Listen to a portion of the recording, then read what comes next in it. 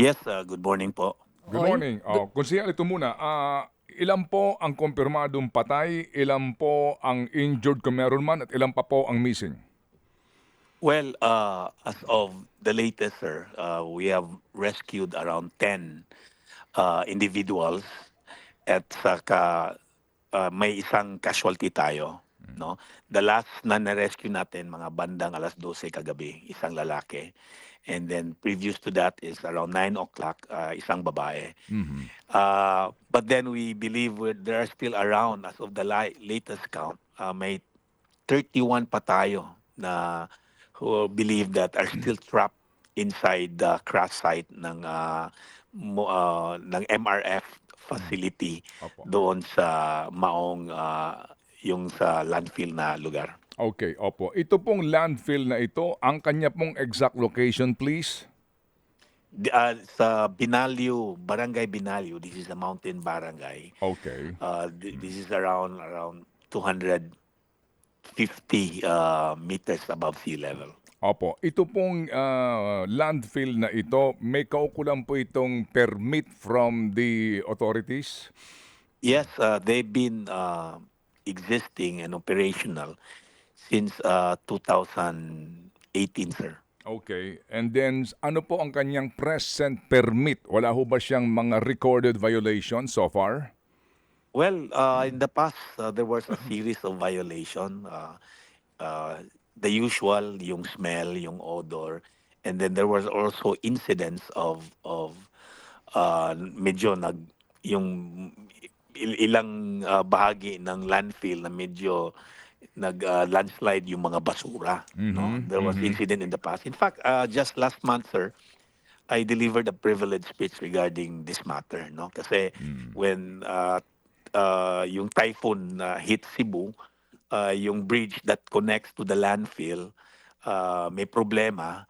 So talagang we really have a hard time in disposing our garbage because yung ruta patungo doon medyo Mhm, malayo na, no? So mhm. there's a series of privilege speech I made and Aha. observation also from other individuals regarding its operation. Yes, sir. Yes, sir. Ngayon, yun ho bang yung staff house na ito, kita ho naman sa visuals, ano po, yung staff house, doon po naipit yung ilang mga missing ngayon at yung survivors dito. Wala po ditong bahay na pribado. Sir, yung staff houses, these are inside the MRF Mhm. building. Kasi Mm. malaki yung MRF building nila eh. It's around 2,700 square meters. Yun nangyari doon ang mga segregation ganyan. At then may mga staff houses tayo Opo. sa loob, sa Mhm. loob. And then the distance between the edge, the base of the landfill is just around a mere 15 meters, sir, the Yes, sir. distance. Yes, sir. Opo. So, Okay. Sir, ito pong landfill na ito, as we all know ho naman ano po, ito po ngayon nga ang pamamaraan ano, para po sa disposal ng maraming LGUs. Meron, di ba may height limit lamang ito? yeah, medyo history natin, sir. May isang yung landfill namin dito sa Cebu, yung pinasira namin, yung 2016. May height na 5-story building, Mhm. yung sa Inayawan, which I filed for its closure. And it reached up to the Supreme Court. I filed for the writ of kalikasan. So Mhm. nasira natin yon in 2016. Opo. And just so unfortunate, sinira natin ang isang landfill, nag-open naman ang isang landfill. And this particular landfill, sir, talagang mataas, no? Mhm. Pag 5-story yung building, yung height, Mhm. ito parang 30-story na to. What they did, sir, is yung isang bundok, they cut it by half para mag 90 degrees. Mhm. And then, ground zero, kinuha nila yung mga minerals ganyan. And then, linagyan nila ng basura. Pero para may masandigan, sir, ba yung Mhm. anong Mhm. Oo. yung basura, May yun yung ginawa nila. So yung height talagang mas mataas, sir, Yes, mga sir. 25 story to 30, and hindi pa yun filled up. Marami pa silang, they still trying to go up. Aha. Opo, opo. Sir, ito hong lokasyon ng kanila pong staff house, no? Tsaka yung kanila pong facility nga to process ito pong mga basurang ito. Di ho ba kaninyo halos dikit na nung landfill? Yes. Doon pa lang ho ba wala na pong mga otoridad dyan sa inyo na nagsasabi na may mali doon po sa design na iyon o pamamaraan na iyon? Well, that's their design. The facility, yung MRF at sa yung landfill, it's part of the design of the owner, yung prime waste, no? So, malapit lang yung sa landfill at saka yung mga sinisegregate nila, yung mga basura, plastic at yung iba pa, Mm. it's just very near. No? Kagabi ko pa nag-staff meeting kami doon sa area, and then nakita namin via drone, and then Mhm. sinabi naman nila na it's just a mere 15 yung base, Kaya nga and po. then Opo, so pero that's why the impact, wala that's ho why the bang ano, sir, alam po naman natin na sa ilalim po ng Republic Act number 9003, ano po itong Ecological Solid Waste Management Act of 2000, tangi po talaga responsibility ng LGU ito, no, yung management nito. At pakipagkontrata sa mga operators po ng landfill at nangongolekta ng basura. The question is, dito ho ba sa lokasyon nito pong staff house nila, and then yung pong pataas na tambak ng basura, wala ho ba dong anuman pong napansin ang LGU, ang inyong environmental officer, para sabihin po na mukhang delikado ito kasi nga dinaanan kayo ng ulan, ng bagyo, dalawang bagyo po ito, no? Opo, at baka ho lumindol. Alam niyo na yung mga cause na maaring gumuho ito. Wala ho ba nakapansin nun? Well, for the past months, wala naman. Mhm. Wala naman napansin. In fact, yesterday, the weather was really very clear. Wala naman. And then, yun nga, in my investigation, sir, this was in 2023, may nakita kami na medyo may linya na para bang doon dadaan yung mga litchit. Mhm. This was in 2023. Mhm. I raised that issue then. Mhm. And then we're trying to locate if that, we have a video on that, if that Mhm. certain para bang stream of water, Yes. uh, uh, if that is the same site where the source yung crash, no? Mhm. So Okay. this morning, sir, because kagabi talagang Madilim. madilim, Opo, opo. so this Okay. morning Hmm. we're trying to assess in the area kung ano talaga ang nangyari, Okay. together also with hopefully with DNR. Opo, sige po. Sir, kasi po, alam niyo naman siguro meron pong grupo diyan, 'di ba? Yung Code Green Philippines sa Cebu, no? Yung kanilang chapter itong mga kabataan na ito. Nag-alarm na po sila kasi nga dalawang bagyo itong dumaan, Typhoon Tinyo at saka ito pong si Uwan, halos magkasunod po ito. Pero ho dito basically ang kanila pong issue, yung una pang mga violations, yung binabanggit po ninyong leachate na yan, sa wikang Filipino, katas ho ng basura yan. Yes. Yang katas ng basurang yan, labag po yan sa panuntunan. Kasi yung katas na iyan dapat hindi lumalabas. Kasi po yung landfill, as you very well know, di po si konsehal, di po ba? Yung landfill, magtatambak ka, meron niyang makapal na sapin, di po ba sir? Ano ha? Yes. Okay. Yes. And then, Yes. Yes. patong-patong yan, naintindihan naman natin. Patong-patong, pero yung sapin na iyan, importante yan kung gaano katibay na inspeksyon. Kasi, imagine po ninyo, kapag po sobrang dami na po ng basura, kagaya nito, ilang stories na po ito, halo-halo pong, sorry po sa nag-aagahan, halo-halong dumi yan kapag yan po nagkakatas. As a matter of fact, nagliliyab po yung iba dyan eh. Ngayon, pagkatas po niyan, pupunta yan sa water table. Di po ba? Yes. Ng komunidad. Yes. And then yung water Yes. table na yan, doon sa mga merong mga balon, may mga poso, at maging, opo, eventually, kung malapit-lapit ka doon sa streams, pupunta yan sa streams na pinanggagalingan naman ng tubig ng ating mga water district. Yan po sinasabi nila dyan. So sabi ho nitong Code Green Philippines, noon pa nila nirereklamo yan, yung issue niya ng katas na iyan. Doon pa lang po sa katas muna po. Wala pong ginawa dito ang LGU o DENR para po sawayin sila doon? Actually, sir, in 2024, may community tayo beside the area kasi this is between two LGUs, Cebu Mm. City at saka the municipality of Consolacion. Mm. And they were complaining about their source of water. And then through the Sisinro namin, so and the disaster, we conducted an investigation and we get some samples, sir. Mm. We get some samples of the water there in Barangay Puloyapoy Mm. and then also in Barangay in Binalio.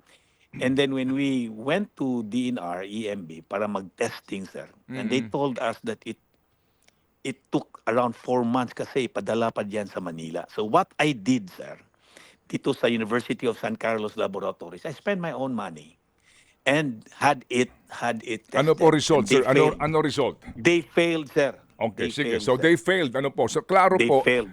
klaro Yeah, naanay violation, konsehal. there's a violation Okay, sige, already. sige. So klaro po. And then, So yeah, let's and we let's submitted abbreviate that. sorry sir Yes, ha, konsehal, let's abbreviate the interview for lack of material time.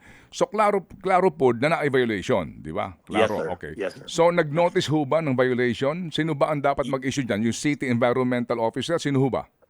Yung Environmental Management Board, yung sa DNR, sir. Okay, sige. So nag-issue po Because ng notice. everything yung findings namin has to go to DNR, Okay, EMB. opo. Oh. Pero ito pong Code Green Philippines, ito lang November, no? Just a couple of months ago, nagsabi na continuing po yung violation pero hindi pinahihinto yung operasyon po ng landfill. Whose call is that?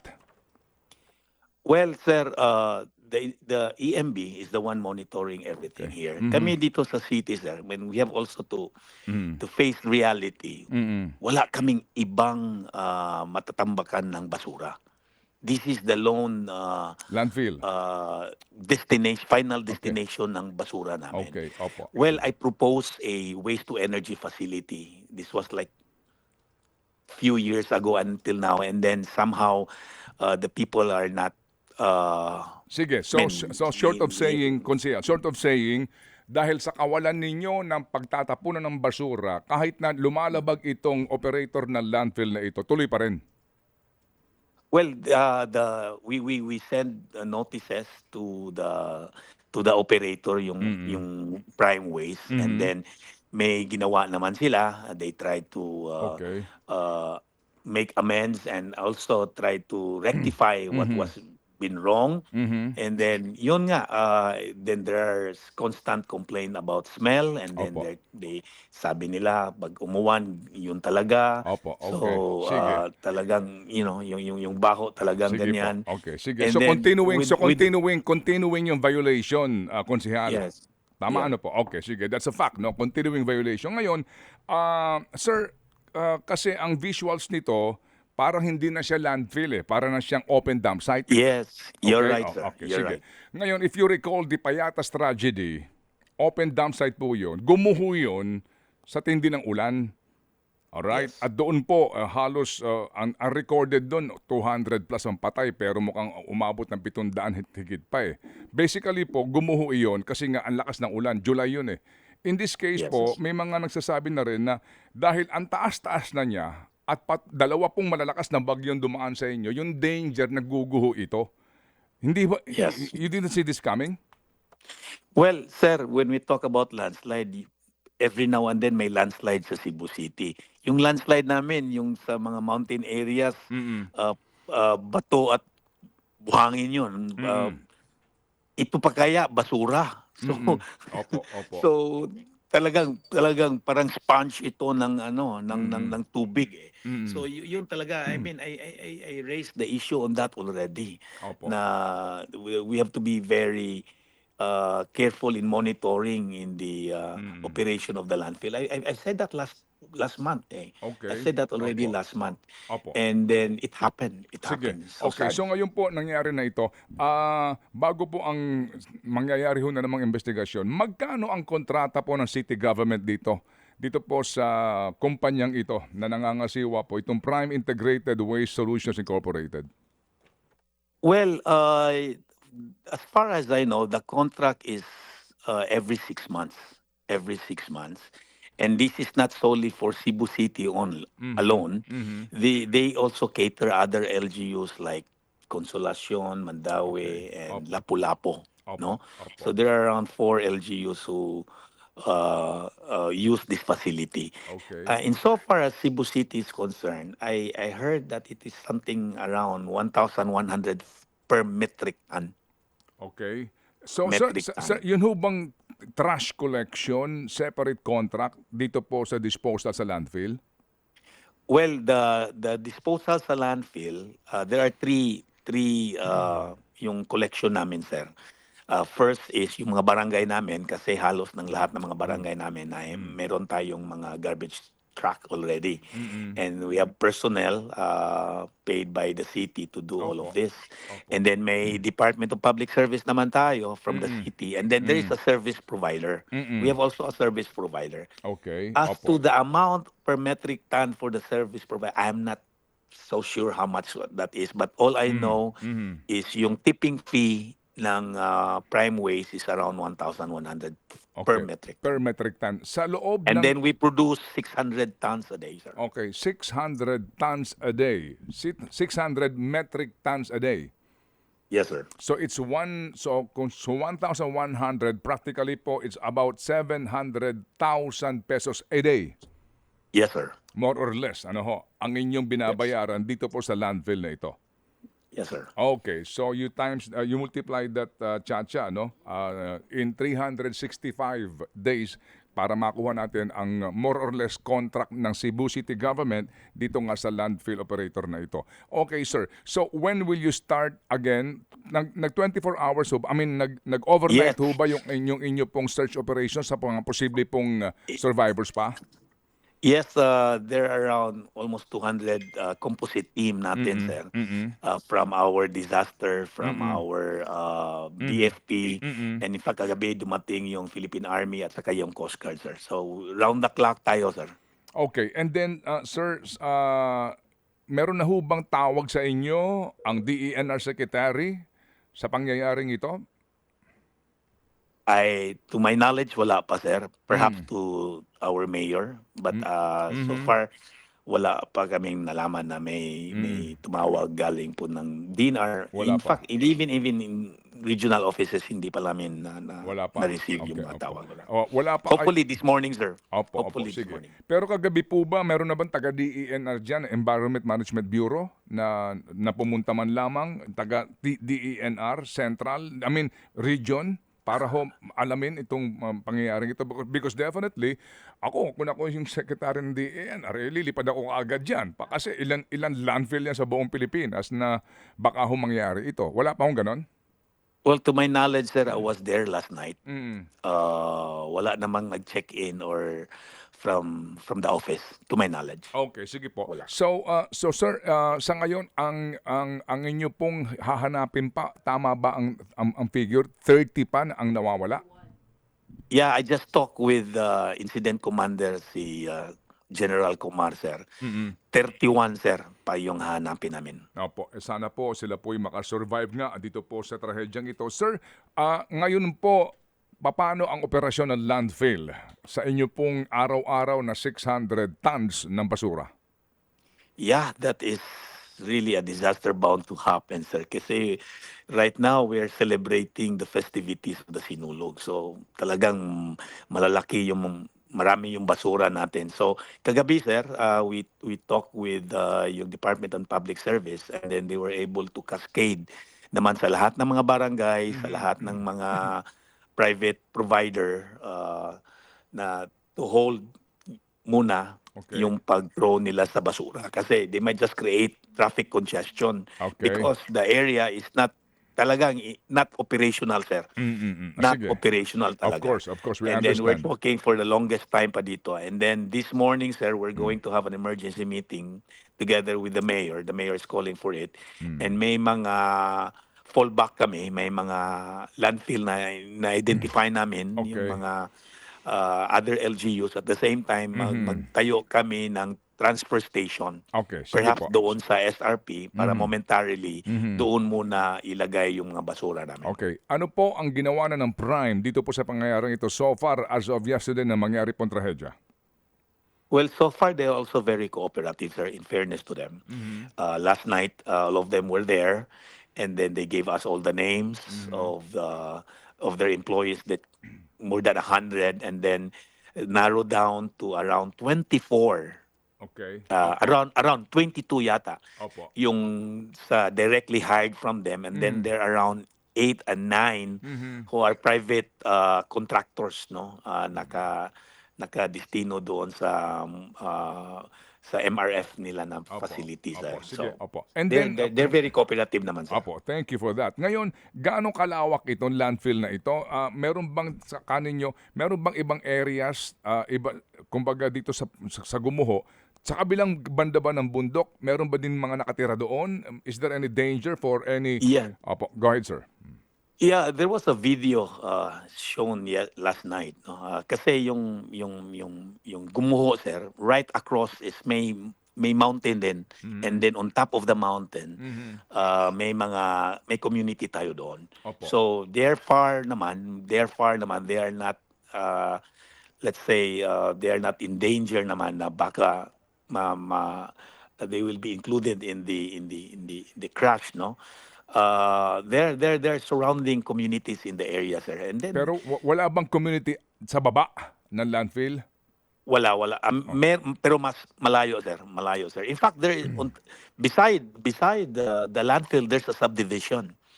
And then the subdivision has around more than 100 lots, and then dalawa pa lang yung nakatira doon because of the smell, of the constant complaint. Of course. How can you Of course. how can you sell a housing project kung katabi ka ng landfill, ano? Opo. And then one thing also, sir, the subdivision is expanding.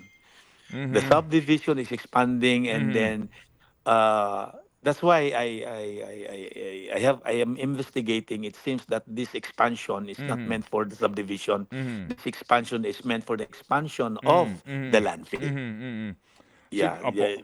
And sir, we sincerely pray, no, na makarecover po kayo ng mga survivors po dito kasi nga dumaan na po ang magdamag at just imagine kung nasa ilalim ka ng guho. And sir, ngayon sino ho ang dapat mag-imbestiga nito na impartial? Well, EMB has to give a report on the matter. This is one thing that we want to hear from them. And then, of course, Sisinro. And I believe we're capable to do an investigation, sir. But hopefully, those that have knowledge about this, they will also come in and help in the investigation. We are open for any private sector who has knowledge about landfill, who can also investigate Opo. on the matter. Opo. Para namang impartial naman. Opo, kasi nga po, sir, hindi ho naman sa pinangungunahan natin, di ba? Unang-unang po talaga dito, yung negligence, right? Negligence, no? Opo, Yes, sir. yung negligence po na maaaring nangyari, kaya po may gantong trahedya. Kasi kung gumuho yan ng wala pong namatay, wala na pinsala, maaaring sabihin po natin na kahit papaano, pwede mo sabihin na yun lang pong pinaka yung pinaka mismong landfill ang may problema. Pero ngayon nagkaroon pa ng mas mabigat na problema kasi may namatay at may naiipit. Hindi pa separate pa dito yung issue ng paglabag sa environmental laws, yung katas ho na sinasabi ng Code Green Philippines na sa kanilang huling pagpunta diyan tuloy-tuloy pa rin. Konsehal. Yes, sir. Yes, sir. Opo. So sige. So sir, asahan po namin po ang inyong pong report, then eventually namin makukuha po to update po ang inyong mga mamamayan dyan sa Cebu at maging leksyon din po sa mga LGUs na meron pong landfill na ganito. Opo. Yes, sir. Thank you. Mga kapatid, brothers and sisters, saan ka pa? Dito na tayo sa totoo. Dito na tayo sa True FM. Mga kapatid, mag-subscribe and follow po kayo sa social media accounts ng True Network PH. Yan po kami, hanapin nyo lang True Network PH, Facebook, Instagram, YouTube, TikTok, and podcast. Mapa Apple or Spotify man yan, mahahanap nyo kami. Lahat ng mga napapanood at napapakinggan nyo po sa programa, nasa social media accounts namin yan. So paano mga kapatid? See you sa social media!